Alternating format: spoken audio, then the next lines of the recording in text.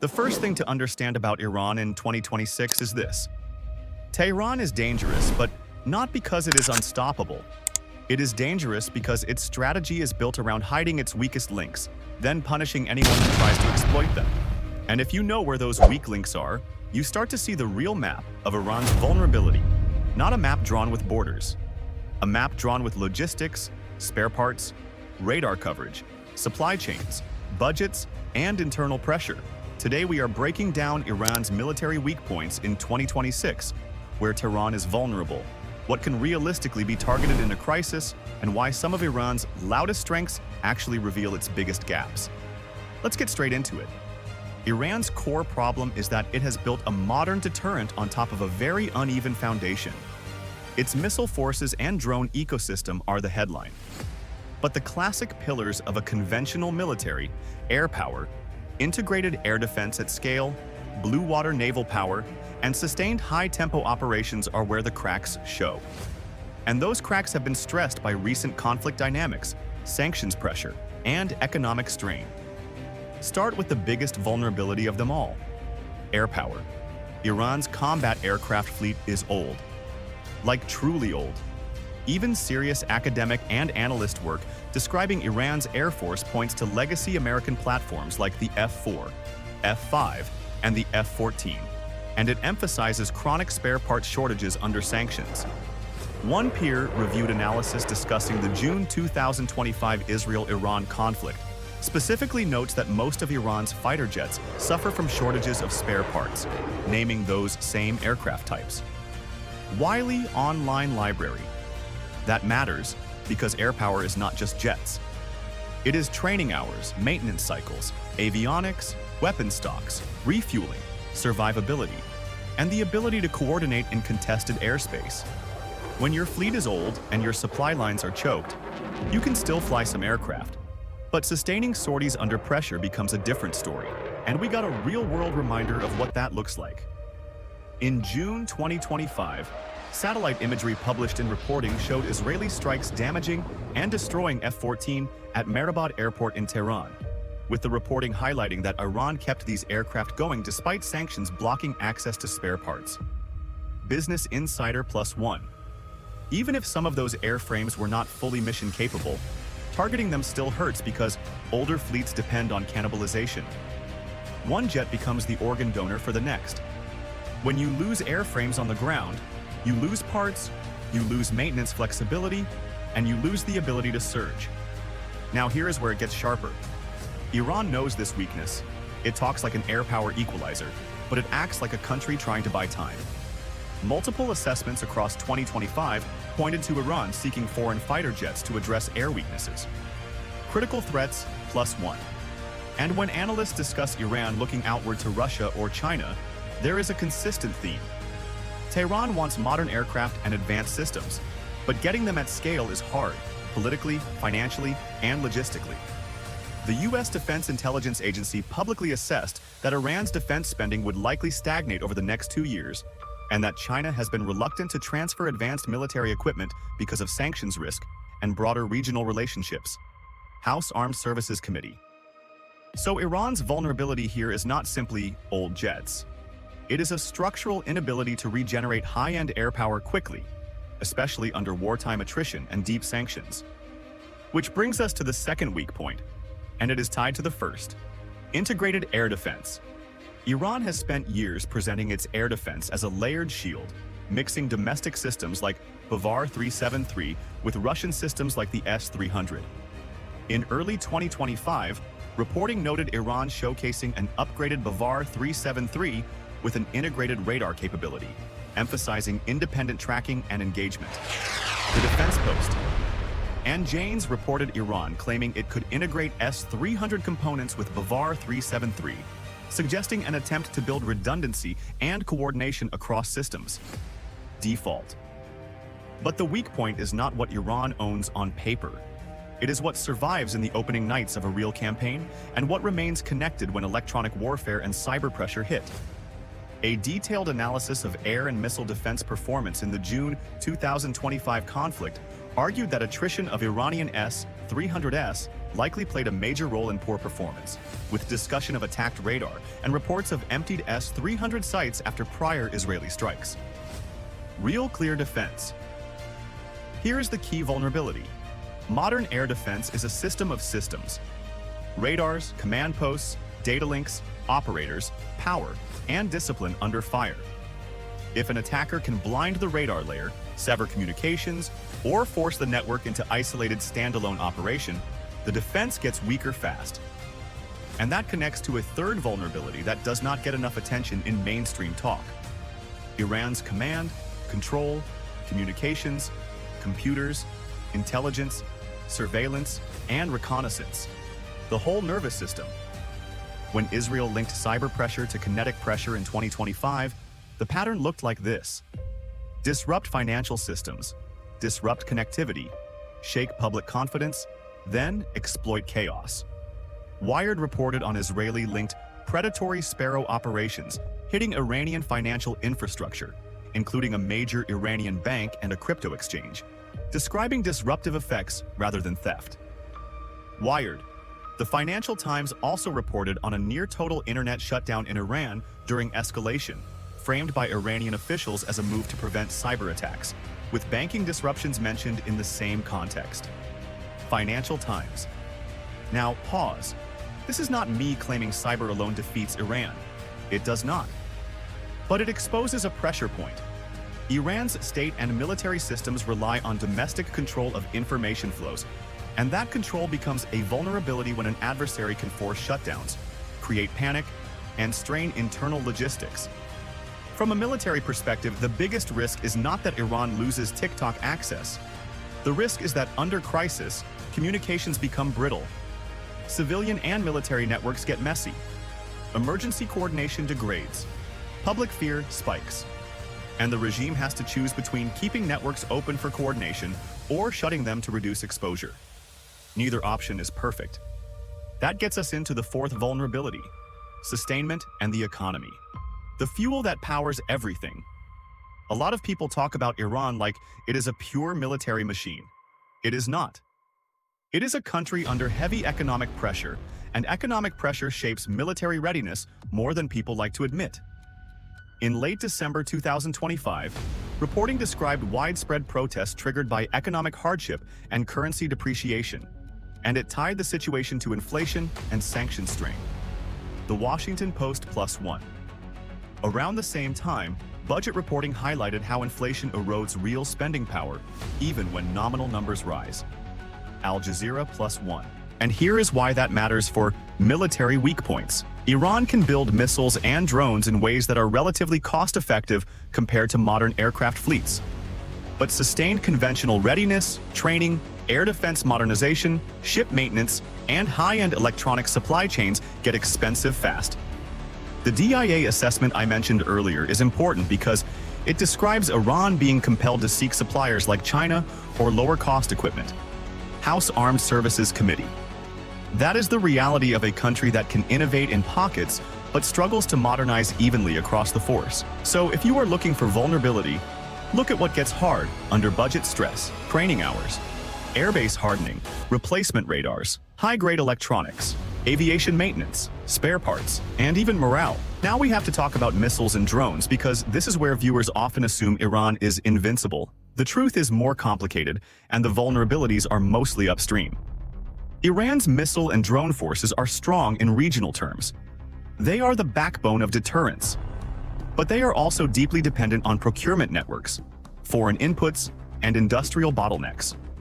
The United States, through Treasury and state actions, has repeatedly targeted procurement networks supporting Iran's UAV program and missile development. In July 2025, the U.S. State Department announced sanctions on entities involved in an international procurement network for Iran's UAV program, explicitly describing the effort as disrupting supply lines. State Department. In November 2025, U.S. Treasury announced actions to disrupt Iran's transnational missile and UAV procurement networks, linking the move to the reimposition of UN sanctions on September 27, 2025. U.S. Department of the Treasury +1. When governments do this consistently, they are telling you something. They are telling you where they believe the weak point is: components, chemicals, dual-use electronics, shipping, intermediaries, and banking. And then you have the China chemical supply story. The Financial Times reported intelligence claims that Iranian cargo ships carried over 1,000 tons of sodium perchlorate from China to Iran, describing it as feedstock for ammonium perchlorate, a key solid fuel missile component, and estimating how much propellant it could produce. Financial Times. Other reporting echoed similar details about the shipments and their significance to missile production. The Wall Street Journal. Here is what that reveals. Iran can produce a lot domestically, but it still seeks critical materials and components externally. That means interdiction, sanctions enforcement, maritime tracking, and supplier pressure remain meaningful ways to slow output. There is also a specific bottleneck angle. An ISW Iran update in September 2025 cited Israeli sources, stating that Iran could not domestically produce solid fuel mixers and would need to purchase them from China. Understanding war. If that claim is accurate, that is a classic vulnerability. Not the missile itself, but the industrial tool chain required to scale production reliably. Now drones. Iran's drone ecosystem is wide, flexible, and export-oriented, but the supply chain is exposed. Business Insider reported in November 2025 that the U.S. Treasury sanctioned two Ukraine-based companies accused of supplying aerospace components to Iran's drone manufacturer, HISA, describing specific components and the network used. Business Insider and broader reporting and analysis has repeatedly pointed out that Iranian drones used in other theaters have incorporated foreign components acquired through third countries, which is why sanctions and export control enforcement remains a persistent theme. Business and Human Rights Center +1. So the vulnerability is not Iran can't make drones. It is that Iran's drone industrial base lives in a global gray zone. Smuggling routes, front companies, dual-use electronics, small engines, sensors, and guidance components. If those routes are squeezed, the system gets more expensive and less reliable. Now let's move to the sea, because this is the part of the story people misunderstand. Iran's naval posture is not built to win a classic fleet battle. It is built to threaten shipping, harass forces in the Gulf, and impose costs through asymmetric warfare.